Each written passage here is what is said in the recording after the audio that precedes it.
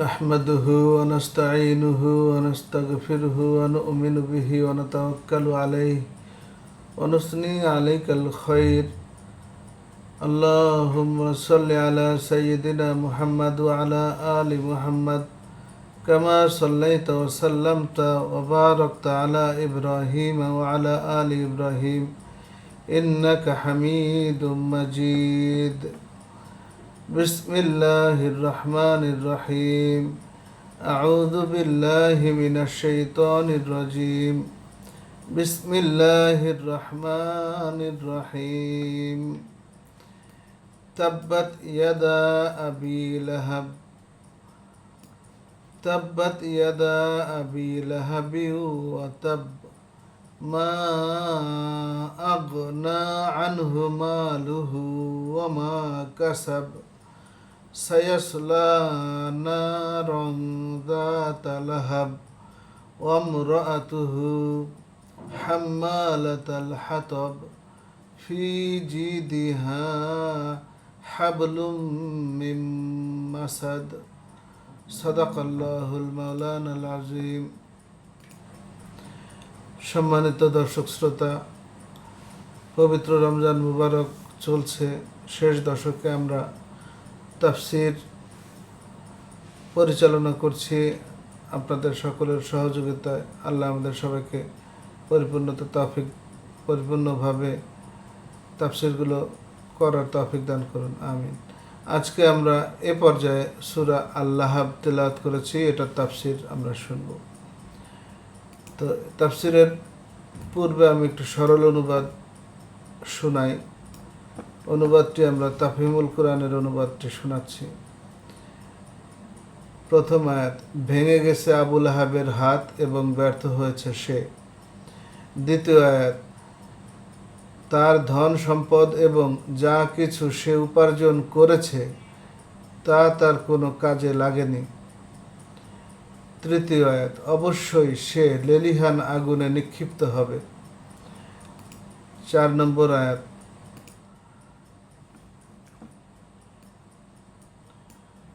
এবং তার সাথে তার স্ত্রীও লাগানো ভাঙানো চগলখুরি করে বেড়ানো যার কাজ। 5 নম্বর আয়াত, তার গলায় থাকবে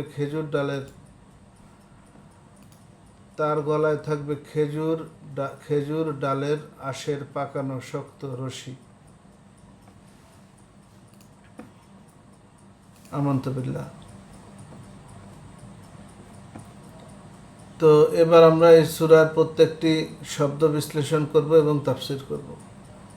প্রথমে আসা যাক নামকরণ, নাজিলের সময়কাল। সূরাটি অবশ্যই মক্কি এবং আবু লাহাব এই সূরার প্রথম আয়াতেই রয়েছে। তার নামের সাথে এই সূরার নামকরণ করা হয়েছে। প্রেক্ষাপট আলোচনা খুবই গুরুত্বপূর্ণ। রাসূলুল্লাহ সাল্লাল্লাহু আলাইহি ওয়াসাল্লাম যখন মক্কায় ইসলামের দাওয়াত দেয়া শুরু করলেন এবং আল্লাহ রাব্বুল ইজ্জত আয়াত নাযিল করলেন, ওয়া আনযির আশীরাতাকাল আকরাবিন, তুমি তোমার নিকটবর্তী লোকদেরকে, প্রতিবেশীদেরকে দাওয়াত করো। তো এই দাওয়াতের পরে একটি ঘটনা হয়। রাসূলুল্লাহ সাল্লাল্লাহু আলাইহি ওয়াসাল্লাম একদিন প্রত্যুষে ভোরবেলায় পাহাড়ের উপরে যে ইয়া সাবাহা এইভাবে বলে ডাক দিলেন। এই ডাকটা আরবের প্রাচীন রীতি ছিল। কোনো কওমের উপরে যদি কোনো বিপদ আপদ নাজিল হতো সেই ক্ষেত্রে তারা পাহাড়ের উপরে যেয়ে উচ্চস্বরে ডাক দিত এবং এই ডাক শুনে তাদের কওমের লোকেরা জড়ো হতো। তো এরকম রাসূল সাল্লাল্লাহু আলাইহি ওয়াসাল্লামের ডাকেও লোকজন আসলো। সেই ডাকে কুরাইশ বংশের অনেক লোকই আসলো, যারা নিজেরা বড় মাতব্বর আসতে না পারলেও তার প্রতিনিধি ছোট মাতব্বর পাঠালো। সেই ডাকে রাসূলুল্লাহ সাল্লাল্লাহু আলাইহি ওয়াসাল্লাম তাওহীদের দাওয়াতটাকে উপস্থাপন করলেন। তিনি ভূমিকায় বললেন যে, আমি যদি বলি যে পাহাড়ের পেছনে শত্রু দাঁড়িয়ে আছে, তোমরা কি বিশ্বাস করবে? তারা সবাই বললেন, হ্যাঁ আমরা বিশ্বাস করব, কারণ মুহাম্মদ তুমি কখনো মিথ্যা বলোনি। তখন রাসূলুল্লাহ সাল্লাল্লাহু আলাইহি ওয়াসাল্লাম বললেন, কুলু লা ইলাহা ইল্লাল্লাহ তুফলিহুন, সবাই বলো আল্লাহ ছাড়া আর কোনো উপাস্য নেই, আর কোনো ইলাহ নেই, তাহলে তোমরা সকলে সফল হবে। এই কথা শোনার পরে অনেকে চলে গেল। তবে ইতিপূর্বে রাসূলুল্লাহ সাল্লাল্লাহু আলাইহি ওয়াসাল্লাম তার নতুন ধর্ম নিয়ে যে কথাবার্তা বলা শুরু করছিলেন সেটা অনেকে জানতো, অনেকে জানতো না, অনেকটা ঢাক ঢাক গুড় গুড়, সবাই জানে আবার কেউ জানে না, এরকম একটা কানা ঘুষানো ধরনের ছিল। তবে আজকের এই বক্তব্য প্রদানের পরে সে জিনিসটি প্রকাশিত হলো। অনেকে বিশ্বাস করতে চাইলো, অনেকে করতে চাইলো না, কিন্তু কেউ প্রতিবাদ করেনি, কেউ আজে বাজে মন্তব্য করেনি। কিন্তু আবু লাহাব রাসূলুল্লাহ সাল্লাল্লাহু আলাইহি ওয়াসাল্লামের চাচা, সে কি বলল? তাব্বান লাকা ইয়া মুহাম্মদ, হে মুহাম্মদ তোমার ধ্বংস হোক, তুমি এই কথা বলার জন্য আমাদেরকে এখানে ডেকেছো। তো এই কথাটি অত্যন্ত পরিতাপের বিষয় যে সে আখেরি জামানার পয়গম্বর, নবী, রসুল, তাকে এরকম একটি ভাষায় গালি দিল। এটা একটা গালি সমপর্যায়ের, তোমার ধ্বংস হোক, এটা গালি সমপর্যায়ের। তো এই বিষয়টা রাসূলুল্লাহ সাল্লাল্লাহু আলাইহি ওয়াসাল্লাম পার্সোনালি নেন নাই, মানে ব্যক্তিগতভাবে আক্রমণ হিসেবে তিনি গ্রহণ করেন নাই। কারণ দিন ইসলামের কারণে, ইসলামের তাওহীদের প্রচারের কারণে তিনি এই গালিটি খেয়েছেন। কিন্তু আল্লাহ রাব্বুল ইজ্জত এই জিনিসটাকে সিরিয়াসলি মাইন্ড করেছেন, তিনি এটাকে মনে করেছেন যে না, এর একটা বিহিত হওয়া দরকার। তখন আল্লাহ রাব্বুল ইজ্জত এই আবু লাহাবের বউ, তার সন্তান, সবার উপরে তার প্রকাশ্য লানত নাজিল করলেন, ডিক্লেয়ার করলেন, এবং এই সূরাটি তখন অবতীর্ণ হয়।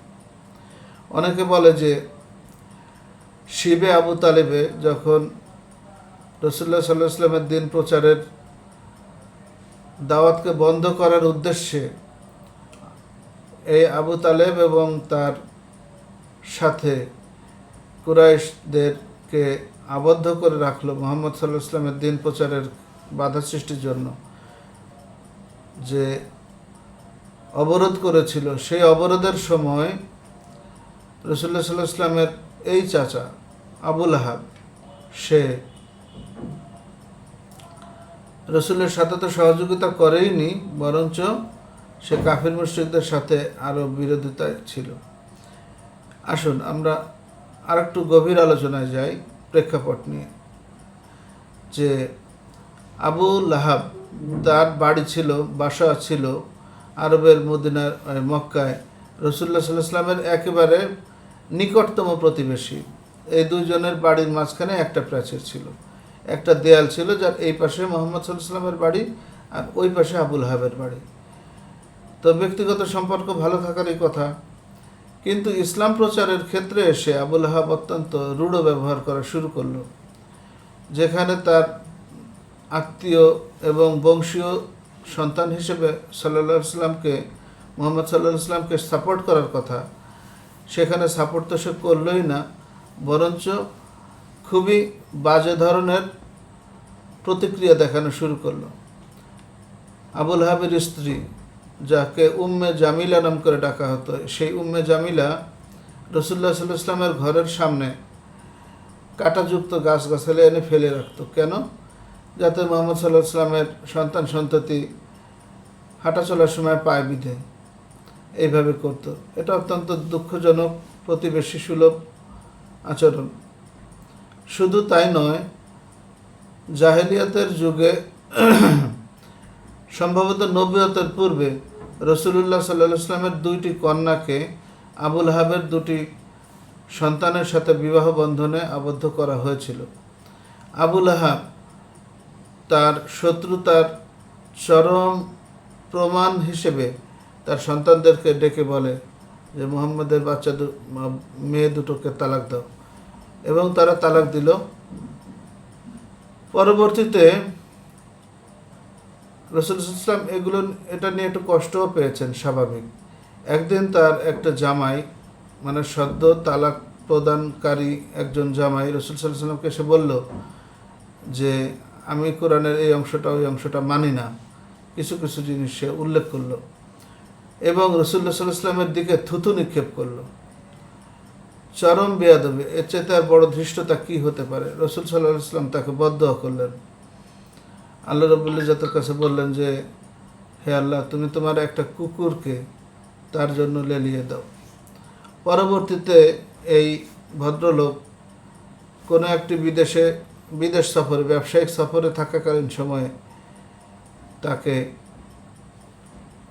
মরুভূমির হিংস্র বাঘ বা সিংহ এরকম একটি হিংস্র জন্তুতে তাকে কামড়ে ছিঁড়ে ভুড়ে খেয়ে দুনিয়া থেকে বিদায় করেছে। তো আল্লাহ রাব্বুল ইজ্জত অত্যন্ত ক্ষমাশীল, তবে তিনি প্রয়োজনীয় ক্ষেত্রে অত্যন্ত কঠোর। পবিত্র কুরআন আল কারিমের মধ্যে 114টি সূরার আর কোথাও কোনো ব্যক্তির নাম উল্লেখ করে এইভাবে অভিসম্পাদ বর্ষণ করা হয়নি যেটা করা হয়েছে আবু লাহাবের জন্য। তো আমরা প্রেক্ষাপটটা বুঝতে পারলাম। এ পর্যায়ে আমরা আয়াতের অর্থ শুরু করব। প্রথম আয়াত, তাব্বাত ইয়াদা আবি লাহাব ও তাব্বাত ও তাব। তাব্বাত শব্দটা ব্যর্থ হয়েছে, ভেঙে গেছে। তাব্বা ইয়াদা, ইয়াদা দুই হাত, ইয়াদুন এক বচন, ইয়াদা দুই বচন। আবি লাহাব, আবি লাহাবের দুই হাত ভেঙে গেছে। ওয়াতাব্বা, এবং সে ব্যর্থ হয়েছে। মা আগনা আনহু মালুহু ওয়া মা কাসাব। মা আগনা, তার ধন সম্পদ তার কোনো কাজে আসে নাই। মা আগনা, গনি করে নাই, গনি মানে ধনী। মা আগনা আনহু মালুহু ওয়া মা কাসাব, সে যা উপার্জন করেছে, তার যে ধন সম্পদ আগে থেকে ছিল, বাপদাদার থেকে ছিল, এবং যে ধন সম্পদ সে নিজে উপার্জন করেছে তা তার কোনো কাজে আসেনি। আচ্ছা, সায়াসলা নারন, সে সা কদ সিন সাউফা, দ্রুত, তাড়াতাড়ি অর্থ বোঝায়, খুবই তাড়াতাড়ি। ইয়াসলা, ইয়াসলা মানে হলো নিক্ষিপ্ত হবে। নারন, আগুনের নিক্ষিপ্ত হবে। দাতা লাহাব, এই লাহাব হলো আগুন। মজার বিষয় হলো যে আবু লাহাব শব্দটি আসলে, আবু লাহাব একজন লোকের নাম, প্রকৃত নাম নয়, এটা তার উপনাম। আমরা অনেক সময় বলি যে ধ্বংসপ্রাপ্ত অমুক, তো এখানে আগুনের থাকবে সে, এই জন্যই তাকে আবু লাহাব হিসেবে ডাকা হচ্ছে, জাতা লাহাব। আর এক্ষেত্রে সায়াসলা নারন জাতা লাহাব, সে জাহান্নামে নিক্ষিপ্ত হবে, যে জাহান্নামে রয়েছে আগুনের লেলিহান শিখা। ওয়ামরাতুহু, এবং তার স্ত্রী, আবু লাহাব এবং তার স্ত্রী দুইজনই গেল। এবং স্ত্রীর পরিচয় দিচ্ছে হাম্মালাতাল হাতব। হাম্মালাতান মানে যিনি বহন করে নেন, হাতব মানে হলো আগুনে পোড়ানোর কাঠ, খড়ি। আমরা যে গাছগাছালির ডাল কেটে আগুনে জ্বালাই সেটাকে হাতব বলা হয়। তো ফি জি দিহা হাবলুম মিন মাসাদ, তার ঘাড়ে, তার গলায় থাকবে খেজুর গাছের আঁশ। খেজুরের ডালের মধ্যে যে লম্বা লম্বা আঁশ পাওয়া যায়, এইগুলো দিয়ে দড়ি পাকানো হয়, রশি, এইগুলো তার গলায় থাকবে বেড়ি আকারে। মানে কুকুর এবং আমাদের যে ছাগলের গলায় দড়ি দেওয়া হয়, গরুর গলায় দড়ি দেওয়া হয় বেঁধে রাখার জন্য। তো এই মহিলার গলায় এরকম একটা দড়ি থাকবে। কি দড়ি থাকবে সেটা থাকবে হলো খেজুরের আঁশের দড়ি। এখন বলতে পারেন যে বাংলাদেশে তো খেজুরের আঁশের দড়ি ব্যবহৃত হয় না, আমাদের বাংলাদেশে পাটের রশি ব্যবহৃত হয়, পাট, তো সনের দড়িও হয়। তো আরবের দেশে এই খেজুর গাছের পাতা, কাণ্ড, এগুলোর ব্যাপক প্রচলন ছিল। তারা এগুলো বাড়ি বানানোর জন্য ব্যবহার করত, দড়ি বানানোর জন্য এই ফেব্রিক্স ব্যবহার করত। তো আল্লাহ রাব্বুল ইজ্জত এইভাবে করে তাকে অভিসম্পাত করলেন এবং তাকে আখিরাতে আগুনের লেলিহান শিখার অগ্নিদগ্ধ হয়ে সে এবং তার স্ত্রী যাবে। তার সন্তানাদি তার কোনো কাজে আসেনি, তার উপার্জিত সম্পদ তার কোনো কাজে আসেনি। এবং আমরা যতটুকু জানি যে আবু লাহাবের এই পৃথিবী থেকে মৃত্যু হয়েছিল অত্যন্ত কঠিন, রূঢ়, নির্মম শারীরিক যন্ত্রণার মাঝখান দিয়ে। আর দুনিয়াতে সে অমর্যাদার শিকার হলো, আখেরাতে সে শাস্তির শিকার হলো। আল্লাহর ওহীর সামনে যদি কেউ বেয়াদবি করে তার অবস্থান এরকমই হয়। আবু লাহাবের নাম এখানে এসেছে, আবু লাহাবের পরিণতি সম্পর্কে বর্ণনা করা হয়েছে। এ পর্যায়ে আমরা শিক্ষা এবং অত্যন্ত সংক্ষিপ্ত সারসংক্ষেপ আলোচনা করব। তো শিক্ষা হলো যে আপনি আমি যে বা যেই হোক, কোনো অংশ কোরআনের যদি অপছন্দ হয়, বুঝে না আসে, আমাদের চুপ থাকা উচিত, শিক্ষা গ্রহণের জন্য প্রচেষ্টা করা উচিত। কাফির মুশরিকরা ইসলামের ক্ষেত্রে, ইসলামের দাওয়াতের ক্ষেত্রে, কোরআনের প্রচার প্রসারের ক্ষেত্রে, তাওহীদের ক্ষেত্রে যে বেয়াদবি করেছে, এই বেয়াদবির শাস্তি দুনিয়াতে এবং আখিরাতে প্রাপ্ত হয়েছে। তাই আমাদের উচিত নয় কখনোই ওহীর সাথে বেয়াদবি করা, আল্লাহর সাথে বেয়াদবি করা, রিসালাত এর সাথে বেয়াদবি করা। সামান্যতম বেয়াদবিও আল্লাহ রাব্বুল ইজ্জত সহ্য করবেন না। আমাদের উচিত সঠিকভাবে দ্বীন ইসলাম সম্পর্কে জানা, শোনা, বোঝা। কোনো জায়গায় যদি আমাদের বুঝতে অসুবিধা হয়, সেক্ষেত্রে অবশ্যই আমরা শিক্ষা গ্রহণের জন্য চেষ্টা করব। আল্লাহ আমাদের সে তৌফিক দান করুক এবং দুনিয়া আখিরাতে আল্লাহ আমাদেরকে উন্নত মর্যাদা দান করুক। রব্বানা আতিনা ফিদ দুনিয়া হাসানাতাও ওয়া ফিল আখিরাতি হাসানাতাও ওয়া কিনা আযাবান নার। আমিন। হে আল্লাহ, আমাদেরকে দুনিয়া এবং আখিরাতে ভালো ভালো পুরস্কার দান করুন এবং জাহান্নামের কঠিন আগুন থেকে আমাদেরকে হেফাজত করুন। আমিন। শুধু তাই না, আমাদেরকে আল্লাহ রাব্বুল ইজ্জতের কাছে ফিরে যেতে হবে। আখিরাতের জীবনকে সুন্দর পরিমার্জিত করার জন্য এই দুনিয়ার জীবনের সময়টুকু অবশ্যই আমাদের কাজে লাগাতে হবে। সেদিকে আমাদের জন্য খেয়াল থাকে। আমরা রাসূলুল্লাহ সাল্লাল্লাহু আলাইহি ওয়াসাল্লামের সাথে আবু লাহাব যে ধরনের বেয়াদবি আচরণ করেছে, দ্বীন প্রচার এবং প্রতিষ্ঠার কাজকে ব্যাহত করার জন্য যেভাবে শত্রুতা করেছে, আমাদের জীবনে এরকম কোনো সুযোগ যেন না আসে, এরকম কোনো কাজ আমরা যেন না করি, সে ব্যাপারে অবশ্যই আমাদের খেয়াল রাখতে হবে।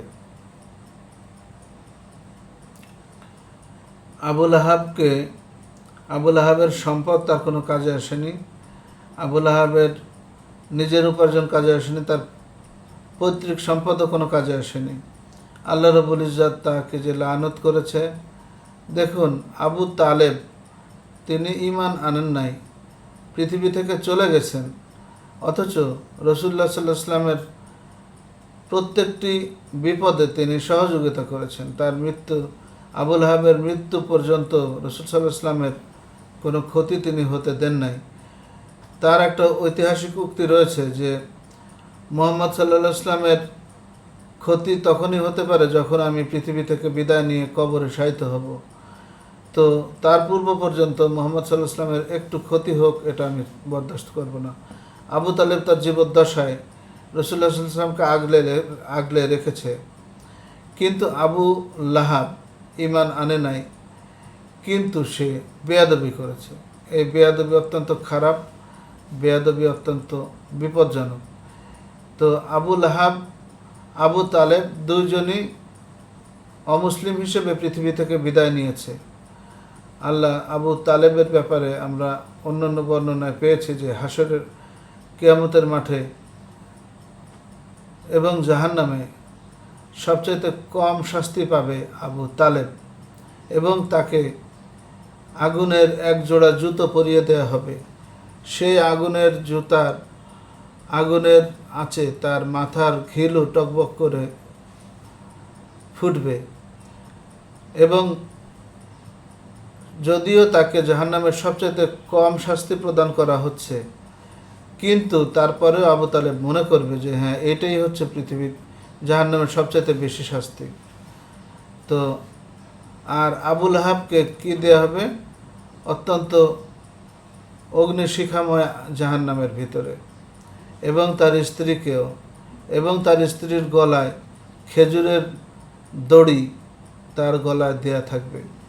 তাহলে একই জাহান্নামে দুজন যাচ্ছে, একজন সর্বনিম্ন শাস্তি পাচ্ছে আর একজন সর্বোচ্চ শাস্তি পাচ্ছে।